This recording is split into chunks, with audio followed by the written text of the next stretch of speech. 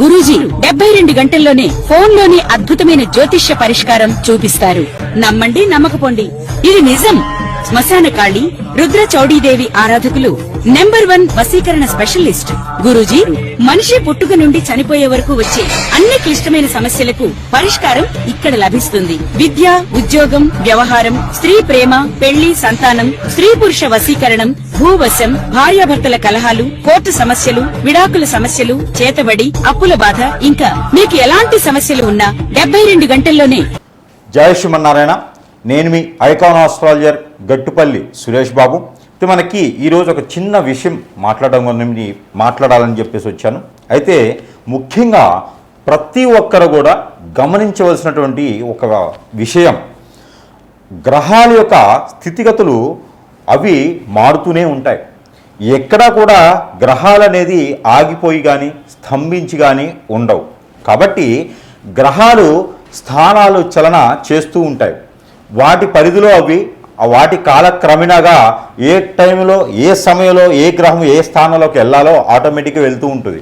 దాన్ని మార్చేటువంటి యుక్తి కానీ దాన్ని మార్చేటువంటి శక్తి కానీ అయితే ఆస్ట్రాలజర్స్ దగ్గరగానో గురువు దగ్గరగానో పీఠాధిపతుల దగ్గరగానో ఎవరి దగ్గర కూడా లేదు.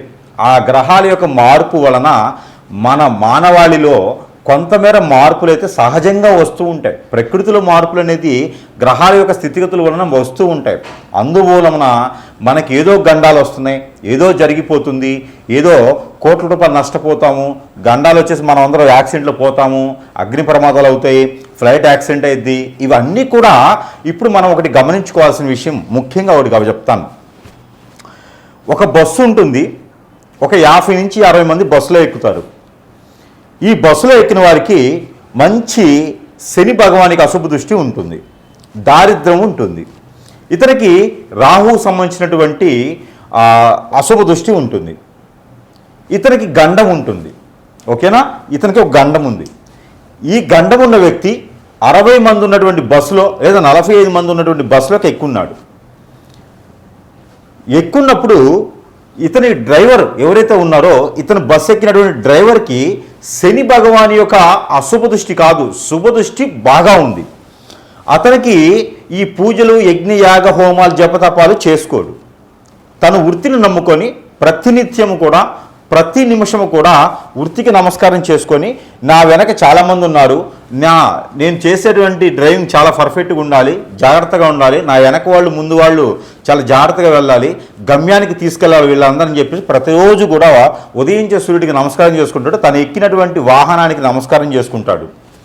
చేసుకొని ఎక్కేసి మనస్ఫూర్తిగా తనకి ఆత్మ సంతృప్తితో మనస్ఫూర్తిగా తను ఉండి బస్సు డ్రైవ్ చేస్తూ ఉంటాడు. ఆ బస్సులో దారిద్ర్యులు ఉన్నప్పటికీ కూడా ఎక్కడైతే గమ్యం ఉందో ఆ గమ్యానికి చెరువులోకి వెళ్తాడు. ఎందుకంటే తనకి నడిపేటువంటి డ్రైవర్కి అదృష్టం ఉంటుంది, లేదా పక్కన కూర్చున్న అదృష్టం ఉంది కాదు. ఆ గండం అనేది తనకి తప్పిపోయింది. తను ఏం పూజలు, హెగ్ర, యాగాలు ఏం చేయడు. సేమ్ ఇదే స్టోరీ. అదే వ్యక్తి ఏదైతే శని భగవాన్ అశుభ దృష్టి, రాహుకేతువుల అశుభ దృష్టి, చాతపడి, హిప్నాటిజం, బ్లాక్ మ్యాజిక్, వశీకరణం అన్నీ అయిపోయేసి జాతకంలో చూసినప్పుడు గండం ఉంది అని చెప్పేటువంటి వ్యక్తికి అతను మునుపటి రోజున లేకపోతే మునుపటి మాసంలో అంటే వెనకపోయినటువంటి మాసంలో యజ్ఞ, యాగ, హోమ, జప, తప ఎన్నో రకాలైనటువంటి దానాలు, ధర్మాలు, ఎన్నో రకాలైనటువంటి పుణ్య కార్యక్రమాలు చేస్తున్నాడు. ఇదే బస్సు డ్రైవర్ సేమ్ ఇదే దానిలో ఉంటుంది. ఉండగా అతను గండాలు తప్పించుకోవడానికి చేసినటువంటి లక్షల రూపాయలు ఖర్చు పెట్టి యజ్ఞయాగాలు చేయించుకున్నాడు. ఈ వ్యక్తి బాగాలేని దశలు బాగాలేనటువంటి వ్యక్తి, నక్షత్రాలు బాగాలేని వ్యక్తి చేయించుకొని అదే బస్సు ఎక్కి ఉన్నాడు. ఇక్కడ ఉండే వాళ్ళకి సేమ్ అదే అదృష్టం ఉంటుంది. వాళ్ళు ఎలా ఉన్నారో అదే స్థితిగతుల్లో ఉంటారు. ఈ వ్యక్తి వెక్కగానే అంటే ఈ వ్యక్తి కూడా అదే బస్సులో ఎక్కుతాడు. ఆల్రెడీ పూజలు చేయించుకొని ఉన్నాడు. ముందుకు వెళ్ళగానే యాక్సిడెంట్ అయింది. ఆ ఒక్క వ్యక్తి తప్పనే కాదు, ప్రతి ఒక్కరికి యాక్సిడెంట్ అయింది, అందరికీ కూడా దెబ్బలు తగిలినాయి. ఇప్పుడు మనం ఆలోచించాల్సింది ఏంటి విషయం? మనలో ఉన్నటువంటి కర్మ, మనలో ఉన్నటువంటి క్రామక్రోధాలు, మనలో ఉన్నటువంటి ఆ సమయము, గడియలు తప్పించడానికి మన వంతు కాదు. ఎందుకంటే మనము ఏది చేసినా కూడా ఉపశమనం మాత్రమే చేసుకోవాలి. అలానే మనం చేసేటువంటి క్రియ ఏదైతే ఉందో అప్పు తీసుకొచ్చి చేయకూడదు. మనకి ఏదైతే మనకి వీలవుతుందో, మన దగ్గర రూపాయి ఉందా అంటే ఆ రూపాయికి సంబంధించినటువంటి దానాలు, ధర్మాలు, యజ్ఞ, యాగ, హోమ, జపాలు, తపాలు చేసే అవసరం లేదు. భగవంతుని యొక్క నామం దలుచుకుంటూ మనం చేసేటువంటి పుణ్యకార్యాలు చేసుకుంటూ ఉంటే సరిపోతుంది. ఒకరిని దూషించకుండా, ఎదుటి వాళ్ళని అనకుండా, మనకి ఏదైతే మంచి పని అనిపిస్తుందో ఎదుటి వారికి సహాయం చేయకపోయినా సరే మన బాధ్యత మనకి నచ్చినట్టు విధంగా ఉంటే సరిపోతుంది. అదేవిధంగా మనము చేయించిన యజ్ఞయాగాలు అతనికి ఏమైనాయండి? ఆ రోజు ఏమైపోతున్నాయి? అప్పు తీసుకొచ్చి మరీ చేశాడు, అప్పు మిగిలిపోయింది, అప్పు కట్టాల్సి వచ్చింది. ఎప్పుడు కూడా ఒకటి గుర్తుపెట్టుకోండి. ఇప్పుడు ఎందుకు చెప్పాల్సి వచ్చింది ఈ స్టోరీ అంతా అంటే, గుర్రం గుడ్డిదైనా దాన తప్పదు అన్నట్టుగా ఇక్కడ ఏమవుతుందంటే, మన యొక్క ఏదైతే గ్రహాల యొక్క స్థితిగతులు మనిషిని భయభ్రాంతుల్ని చెయ్యవు, మనిషిని ఇబ్బంది పెట్టవు. ఎటువంటి పరిస్థితుల్లో, ఎటువంటి సంఘటనలో, ఎటువంటి సిచ్యువేషన్లో, ఎటువంటి పొజిషన్లో అయినా సరే అన్ని గ్రహాల కూటమిగా ఏర్పడి ఒక స్థానంలో ఉన్నప్పటికీ కూడా మనుషుల యొక్క స్థితిగతులు కొంతమేర అటు ఇటు అవుతామో, కానీ మనుషుల జీవితాలు నాశనం అవ్వవు, పటాపంచులు చెయ్యవు, జీవితాలు బొగ్గుపాలు చెయ్యవు, సూసైడ్ చేసుకునే పరిస్థితికి వెళ్ళవు, మరీ భూగ్గా నువ్వు ఆ పాతాళలోకానికి వెళ్ళేలా చెయ్యవు ఏ గ్రహం కూడా మిమ్మల్ని. ప్రతి ఒక్కరు దీన్ని గమనించుకోండి. మీ యొక్క ఏదైతే మంచితనమో, ప్రజల యొక్క ఏదైతే అవసరమో, ప్రజల యొక్క భయాన్ని ఏదైతే ఉందో దాన్ని క్యాష్ చేసుకుంటున్నారు చాలామంది గురువులు. ఇది కూడా గుర్తుపెట్టుకోండి చాలామంది కూడా. ఇక్కడ మనం చూసుకున్నట్టయితే మార్చి 14వ తారీఖు మారినటువంటి రవి భగవానుడిని మీ తరమో, నా తరమో, లేకపోతే ఇంకొకరి తరమో, మా పాత తరమో, మా ముంతాత తరమో అయితే కాదు మార్చడానికి. ప్రపంచం మొదలవక నుంచి ఉన్నది సూర్యచంద్రులు, గ్రహాల యొక్క స్థితిగతులు. అవి మార్చేదానికి, వాటి యొక్క స్థితిగతులను మార్చేదానికి మన తరం కాదు, మీ తరం కాదు. కాబట్టి ఇక్కడ ఏ ఒక గురువుకి తరం కాదు. కాబట్టి గ్రహాల స్థితిగతులు మారినప్పుడు మనము నవగ్రహాల మండపానికి వెళ్ళేసి అభిషేక అర్చనలు చేయించుకుంటే సరిపోతుంది. నవధాన్యాలు తీసుకుని వెళ్ళి నవగ్రహాల మండపంలో వేస్తే సరిపోతుంది. శివాలయంలో అభిషేకం చేసుకుంటే సరిపోతుంది. ఎన్నో రకాలైనటువంటి ఆలయాలు ఉన్నాయి మనకి, ఎన్నో రకాల ప్రసిద్ధి చెందినటువంటి దేవస్థానాలు ఉన్నాయి. ఆ దేవస్థానంలో, ఆలయంలో దేవుడు అనేది వాటి ఒకడు ఉన్నారు.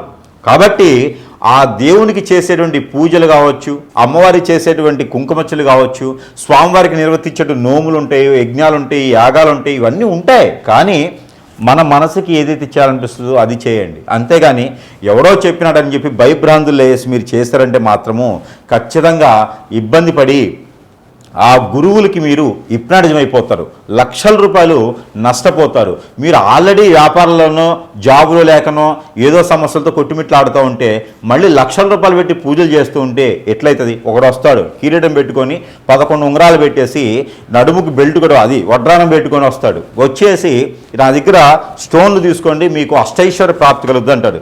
నేను 10 లక్షలు ఇస్తా, నెల రోజులు కాదు సంవత్సరం వెయిట్ చేస్తా, నన్ను చేయమని చెప్పండి. ఇలాంటివన్నీ బోగర్స్ మాటలు విని ఇబ్బంది పడకండి. మీరిచ్చే డబ్బులతో వాళ్ళు బాగుపడతారు తప్పితే మీరు బాగుపడేదానికి కానీ, మీరు ముందుకెళ్ళేదానికి కానీ లేదు.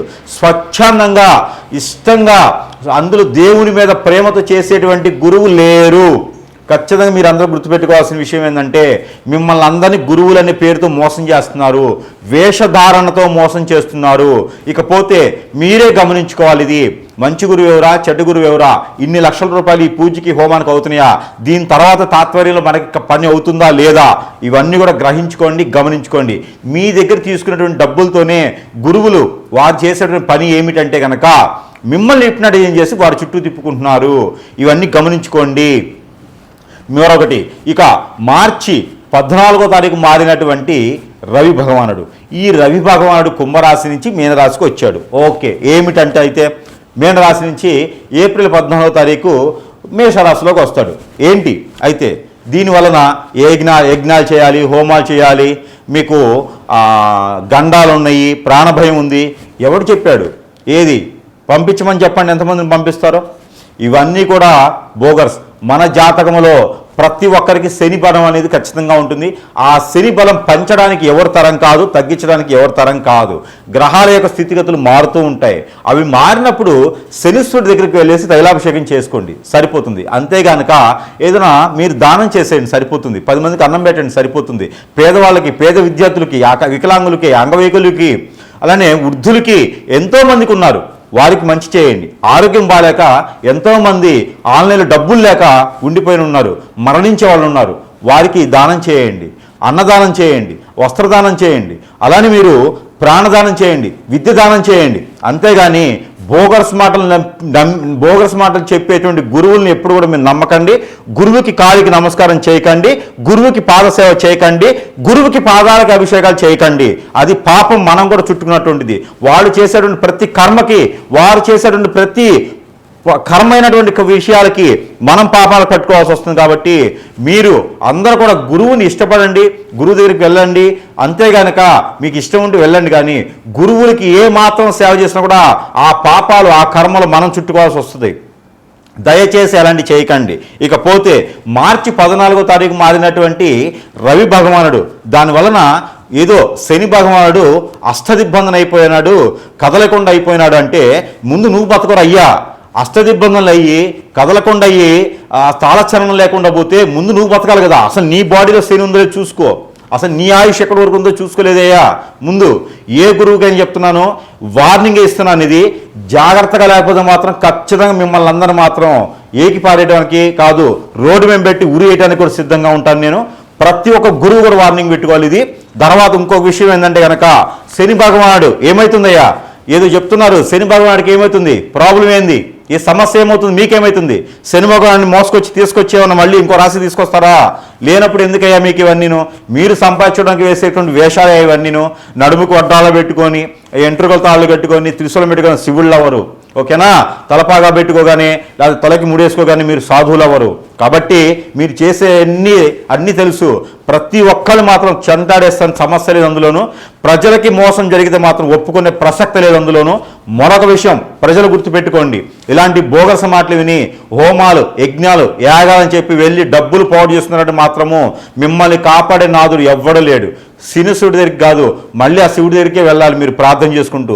మనకి శక్తిపీఠాలు, అలానే మనకి అష్టదిశ శక్తిపీఠాలు, అలానే మనకి ఎన్నో రకాలైనటువంటి దేవాలయాలు ఉన్నాయి. వాటన్నిటి దగ్గరికి వెళ్ళి పూజలు చేసుకోండి. ఆల్రెడీ నిర్మించిన దేవాలయాలు ఉన్నాయి, మన పెద్దలు నిర్మించిన దేవాలయాలు ఉన్నాయి, వాటన్నిటి దగ్గర పూజలు చేసుకోండి, సరిపోద్ది. కానీ ఎవడో వస్తాడు దానికి దశమహావిద్యలు అని చెప్పేసి మందు మాంసం పెడతా అంటాడు, దరిద్రం ఉండకూడదు వాడు. మనుషాలు అది ఇంకేమన్నా, వీళ్ళని గురువులుగా చెప్పుకోవాలి మనము, వీళ్ళని పూజించడం మళ్ళీ నేను మాట్లాడాల్సి వస్తుంది ప్రజలకు. మళ్ళీను అందరూ కూడా చాలా జాగ్రత్తగా ఉండండి. ఇకపోతే 14వ తారీఖు మార్చి మాసంలో మారినటువంటి రవి భగవానుడు వల్ల శని భగవానుడికి వచ్చిన నష్టం లేదు, మనకి ప్రాణభయాలు లేవు. ఆ శని వల్ల మనకేదో అయిపోతుంది అని కాదు. ఇలాంటి దరిద్రం ఉండా కొడుకులు చెప్పుకునే గురువులు చేసేటువంటి పనికి, లేదంటే మన మీద వ్యసనంతో, రందితో, కుళ్ళుతో, కుతంత్రంతో మనం ఎదుగుతున్నామని ఇష్టం లేకుండా చేసేటువంటి హిప్నాటిజం, బ్లాక్ మ్యాజిక్, వశీకరణ, బాగల్ముఖి, భానుమతి, యక్షిణి విద్యలు ఉంటాయి. ఇవి శని భగవానుడితో, రవి భగవానుడితో, లేకపోతే శుక్రుడితో, బుధుడితో, గురువుతో సంబంధం లేదు. దరిద్రముండా కొడుకులే చేస్తారు, అలాంటి వారు చేపిస్తారు. మన ఎదుగుదల ఇష్టం లేకుండా మనం హతాచుకుపోవాలి, మనం నాశనం అవ్వాలి, మనం అష్టదిబ్బతులు పాలవ్వాలి, మనం ఏ పని చేసినా ముందుకు వెళ్ళకూడదని చెప్పి చేపించేటువంటి వారు, చేసేటువంటి వారు, వారి వల్లనే మనం నష్టపోతున్నాము. వాటికి విరుడుగా మనం మంచి గురువు దగ్గరికి వెళ్తే వారికి సరైనటువంటి రీతిలో మనకి జరిగినటువంటి నష్టానికి ఆ సరైనటువంటి పద్ధతిలో చేసేటువంటి విధానం ఉంటుంది. ఇది అందరూ గమనించుకోవాలి సుమి. అంతే గనక లక్షల రూపాయలు పెట్టి యజ్ఞయాగాలు, లక్షల రూపాయలు పెట్టి కామాఖ్య దగ్గర పూజలు చేయించకూడదు. ఏదైనా ప్రేమపూర్తిగా వెళ్ళి చేయించుకోండి. అంతే గనక ఏదో గురువు చెప్పాడని హోమాలు చేయించడం కానీ, యజ్ఞాలు చేయించడం చేయకండి. దానివల్ల మీకు సరిగా చేసే నాదుడు లేడు. దానివల్ల చెప్తా ఉన్నాను, హోమాలకి నేను వ్యతిరేకని కాదు, కానీ సరిగా చేసే నాదుడు లేడు. కాబట్టి ఎవరు సరైన గురువు, ఎవరిని ఎంచుకోవాలి అని చెప్పేసి ఖచ్చితంగా మీరు దాన్ని చూసుకోండి. ప్రతి గురువు ఇప్పుడు ఏం చేస్తున్నాడు ఈ రోజుల్లో గమనించుకుంటూ ఉండండి. ఇంకా చాలా ఉన్నాయి వెనక, అవన్నీ కూడా ఒకటోటిగా వస్తాయి బయటికి. ఎవడెవడు ఎక్కడ చేస్తాడో తెలుస్తుంది, అన్నీ కూడా బయటికి వస్తాయి. కాబట్టి ప్రజలు అప్రమత్తంగా ఉండండి, జాగ్రత్తగా ఉండండి. ఈ తాలిబాన్స్ కన్నా కూడా చాప కింద నీళ్ళ తయారయ్యారు గురువులు. డ్రగ్స్ కన్నా కూడా ఘోరంగా తయారయ్యారు వారు నిజం. కాబట్టి ప్రజలు అప్రమత్తంగా ఉండండి. ఇక్కడ కుంభరాశిలో ఉండేటప్పటి గ్రహాలు కావచ్చు, రాహుతో ఉన్నటువంటి బుధుడు కావచ్చు, చంద్రుడు కావచ్చు, ఎవరున్నవాడు మీకు ఒరిగే నష్టం లేదు, పోయే నష్టం లేదు. గ్రహాల వల్ల మీకు ఎప్పుడు కూడా ఏ ప్రాణ నష్టం కానీ, ఆస్తి నష్టం కానీ, ఇంకో నష్టం కానీ, భార్య భర్త మధ్య దూరం కానీ, పిల్లల పెద్ద మధ్య దూరం కానీ, జాబ్ రాకపోవడం కానీ, ఇంకో సమస్య కానీ గ్రహాల యొక్క స్థితిగతుల వల్ల మీకు రావు. కాబట్టి మీరు అప్రమత్తంగా ఉండండి. గురువుల దగ్గర చాలా జాగ్రత్తగా ఉండండి. మీరు చేసేటువంటి ప్రతి క్రియ కూడా డబ్బులు పెట్టేసి లక్షల రూపాయలు వదిలించుకుని చేయకండి. ఆలయాలకు వెళ్ళండి, దేవస్థానానికి వెళ్ళండి, ప్రతినిత్యం దేవునికి కాపాడుకునేలా పూజించుకోండి, మీరు నమస్కారం చేసుకోండి, అర్చన అభిషేకాలు లాంటివి చేసుకోండి. ఇంకా కూడా కావాలి అంటే కూడా జపం చేసుకోండి. మీకు మీరుగా దేవస్థానంలోకి వెళ్ళి అమ్మవారికి, స్వామివారికి సమర్పించుకోండి ఏదైనా సరే. అలానే నవగ్రహాల చుట్టూ తిరగతండి. మీకు ఏ గ్రహ దోషం ఉన్నా పోతుంది, పటాపంచలైపోతుంది. అంతేగాని ఎక్కడో యజ్ఞాలు చేయించుకుంటే లక్షల రూపాయలు పెట్టి పోదు, కాదు, చేయదు. ప్రతి ఒక్కరు కూడా అప్రమత్తంగా అయితే ఉండాలని మనస్ఫూర్తిగా ఈరోజు మీకు తెలియజేస్తున్నాను. దీన్ని కూడా తప్పు పట్టారంటే మాత్రం మీకన్నా దరిద్రులు ఇంకెవరు లేరని అర్థం. ఇది జై శ్రీమన్నారాయణ. నేను మీ ఐకాన్ ఆస్ట్రాలజర్ గట్టుపల్లి సురేష్ బాబు. మనకి ద్వాదశ రాశిలో ఒకటి మిథున రాశి వారికి శని భగవానుడికి ఏంటయ్యే సంబంధం? ఈ గురువులు ఏమేం చెప్తున్నారో కూడా అర్థం కావట్లేదు నాకు. ఎక్కడి నుంచి చదువుకున్నారయ్యా మీరంతా? ఏ స్కూల్ రా బాబు మీరుది? ఏ స్కూల్లో చదువుకొచ్చారయ్యా బాబు మీరు? ఏదైనా తెలియకపోతే తెలుసుకోండి, తెలిస్తే మాట్లాడండి. ఎందుకు జనాన్ని భయభ్రాంతులు చేస్తారో అర్థం కాదు. ఎవరైనా తెలియని గురువు ఉంటే రండిరా బాబు, చెప్తాను, నేను సమ్మతిస్తాను, రండి. మీకు ఏం కావాలో, ఏ గ్రహం ఎక్కడ ఉండాలో, ఎక్కడ ఏ గ్రహం ఉంటే ఏమవుతుందో నేను చెప్తా, రండి, నేర్చుకోండి, సిగ్గుపడకండి, నేర్చుకోండి, ప్రశాంతంగా నేర్చుకొని అప్పుడు మాధ్యాల్లోకి వెళ్ళండి.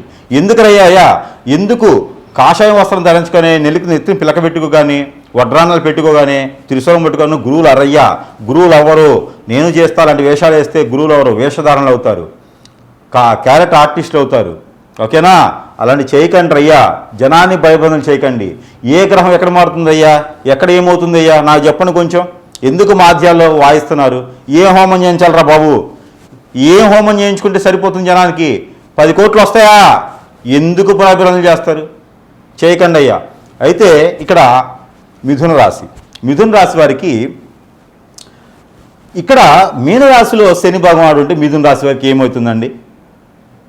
రవి భగవానుడు మార్చి 14వ తారీఖు మారాడు. కుంభరాశిలో నుంచి మీనరాశిలోకి వచ్చాడు. మీనరాశిలో ఆల్రెడీ శని ఉన్నాడు కదా. రవి వస్తున్నాడు చెప్పి పరిగెత్తుండి వెళ్ళిపోతాడా? ఆయన అప్పు తీసుకోలేదు కదా, అప్పు ఇచ్చలేదు కదా. గ్రహాల యొక్క స్థితిగతులు మనం మార్చలేనప్పుడు మనకి ఎందుకండి? మనం ఏం చేయాలో చెప్పాలి. ప్రజలకి ఎంతవరకు ఉండాలంటే ఏ గ్రహం మారింది, దానివల్ల నా స్థితిగతులు ఏంటి, దీనికి దానం ఏంటి, ధర్మం ఏంటి, యజ్ఞం ఏంటి, యాగం ఏంటి, లేకపోతే ఏది చేస్తే ఏది సెట్ అవుద్ది. అంతేగాని నా దగ్గరకు వచ్చి పూజ చేయించాలి, నేనే హోమం చేయాలంటే నువ్వేవుడిరనయ్యా, ఎందుకు చేస్తారయ్యా? నీ దగ్గర ఏం చేయాలి? 1 కోటి రూపాయలు చేయాలి, నీకు లక్షల రూపాయలు నీకు ఇచ్చి చేస్తే వాళ్ళకి ఏం చేస్తున్నావు? నువ్వు అన్యాయం చేసి, అక్రమం చేసి, ఇప్పుడు ఏం చేస్తున్నావు? ఏ చిన్న సమస్యలు నీ దగ్గరకు వచ్చేలా చేసుకుంటున్నావు. ఎందుకు భయభ్రాంతులు చేయడం? తాలిబాన్స్ కన్నా ఘోరంగా అయిపోయారు అయ్యా గురువులు. ఇక్కడ ఏం గురువు నాకు అర్థం కాదు. ఒకడు వచ్చేసి అది దశమహావిద్యులు అని చెప్పి మాంసం బెల్లం అంటాడు, మాంసం పెడతానంటాడు. ఆడేంటో నాకు అర్థం కాదు. ఒకడు వచ్చేసి నా దగ్గర హోమం చేసి వాడు పళ్ళు కొడుకుంది, నీ దగ్గర చూడలే, పాచిమొహాలు వేస్తాడు, అట్నే 3 రోజులు కూడా పళ్ళు కొడుక్కోడు. వాడు చెప్పింది ప్రజలు వింటాం. వీళ్ళేం గురువులు నాకు అర్థం కాదు. ఒకడు వస్తాడు, అమ్మాయిని నిప్పినాడు ఏం చేస్తాడు? అమ్మాయిని నిప్పినాడు ఏం చేసేసి యాడికి వస్తే వాడికి అమ్మాయి కావాలి, వాడు పాదసేవలు చేయించుకుంటాడు, వాడు గురువు. వీళ్ళు చెప్తే మనం వినాలి. ఎక్కడండి బాబు? ఏడగలు పుట్టారు వీళ్ళు, ఎవరికి పుట్టినారు వీళ్ళు, ఏంటి అసలు నాకు అర్థం కావట్లా. ఇకపోతే ప్రజలు భయభ్రాంతులు అవ్వకండి, ఇబ్బంది పడకండి. ఎక్కడో వార్ జరుగుతుంది, దాని గురించి ఆలోచించండి. మన దేశానికి ఏమవుతుంది ఇది ఆలోచించండి. మనము దేశానికి ఏం చేయాలి ఇది ఆలోచించండి. అంతేగానక గ్రహాల యొక్క స్థితిగతులు మారినాయి, నా ఇంటో నిప్పులు పడతాయి, నా ఇంటో తుఫాన్ వస్తుంది అంటే ఏమి రాదలాగా. అలా ఎప్పటికీ రాదు. గ్రహాలు మనిషిని ప్రాణం తీయవు, ఇది గ్యారంటీ నేను రాసిస్తా. గ్రహాలు మనిషిని చైతన్యం చేస్తాయి. ఏ గ్రహం ఎక్కడికి వచ్చినా, ఏ గ్రహం ఎటు మారినా కూడా దాని యొక్క స్థితిగతులు మార్చుకుంటే సరిపోతుంది. దానికి చేయాల్సిందల్లా మనము చిన్న చిన్న ధర్మాలు, చిన్న చిన్న దానాలు చేసుకుంటే సరిపోతుంది, జపాలు చేసుకుంటే సరిపోతుంది. లక్షల రూపాయలు ఖర్చు పెట్టి హోమాలు పూజలు చేయించే అవసరం లేదు. ఎక్కడ బలులు ఇవ్వాల్సిన పని లేదు, ఏ జంతు బలి అవసరం లేదు.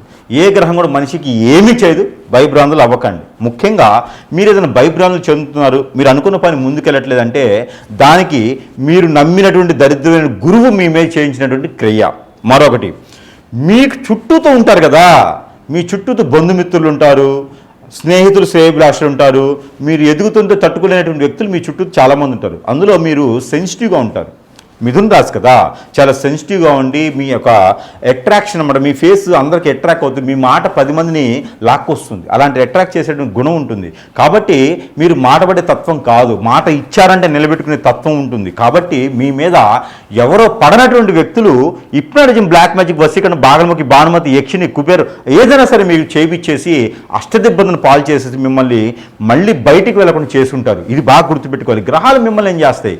ఏమి చేయవు. మానవ గ్రహాలకి మానవ గ్రహాలు చేసే తప్పులు తప్పితే మామూలు గ్రహాలు ఏం చేయవు ప్రతి మనిషిలో కూడా. కాబట్టి మీరందరూ కూడా అలా ఏమైనా జరిగిందేమో ఊహించండి, గ్రహించండి. ఏదైనా మంచి గురువు దగ్గరికి వెళ్ళి సంప్రదిస్తే మనకున్న సమస్యకి పరిష్కారం చూపిస్తారు. అంతే తప్పితే ఇలాంటి యజ్ఞయాగాలు చేయొచ్చు, మనకి పుణ్యం వస్తుంది, మనకి పాజిటివ్ వస్తుంది, అంతే కనుక మనకు జరిగిన నష్టం పోదు. మనకి క్యాన్సర్ ఉంటే ఫీవర్ టాబ్లెట్ వేసుకుంటే అవ్వదు, క్యాన్సర్ సంబంధించిన ట్రీట్మెంటే తీసుకోవాలి. మీకు జరిగిన చెడు అయితే నువ్వు మంచి చేస్తా అంటే ఇక్కడికైతుంది, నువ్వు హోమం చేస్తావు, పుణ్యం వస్తుంది, అంతేగాని నీ పాపం పోదు. పాపం పోవాలంటే దాన్ని తగ్గట్టుగా చేసుకుంటేనే అవుతుంది. కాబట్టి దీంతోపాటు మీకున్న పరిహారం ఒకటి, ఏప్రిల్ 14వ తారీఖు వరకు కూడా శనితో కూడినటువంటి రవి ఉంటాడు, అతను మార్చలేం, అతను ఇంతలో మారాల్సిందే. కాబట్టి అప్పటి వరకు మీరు పరిహారాన్ని కింద ఉదయించే సూర్యుడికి, సూర్య భగవానుడికి నమస్కారం చేసుకోండి. సూర్యుడికి ఎండి మిరపకాయ గింజలు 7 తీసుకొని ఇలాగా ఆర్జనివ్వండి నీళ్లు, ఇది సరిపోతుంది. ఇది మీరు వచ్చేటువంటి నెల మొత్తం కూడా ఇది చేయొచ్చు. ఇంకా మీకు ఓపుకుంటే 360 రోజులు చేయొచ్చు, పరావనామ సంవత్సరం మొత్తం చేయొచ్చు. ఇక దీంతో పాటు ఒక 3 భోజనం పెట్టండి. ప్రతి మాసంలోనూ ప్రతి అమావాస్య పౌర్ణానికి 3 భోజనం పెట్టండి. పరావనామ సంవత్సరం మొత్తం బాగుంటుంది. శని భగవాన్ యొక్క అశుభ దృష్టి మీకు తగ్గుతుంది. గురువు అయితే మారినప్పుడు ఇంకా మీకు అద్భుతంగా ఉంటుంది. కాబట్టి ఈ పని చేసుకొని అదృష్టవంతులు అవ్వండి.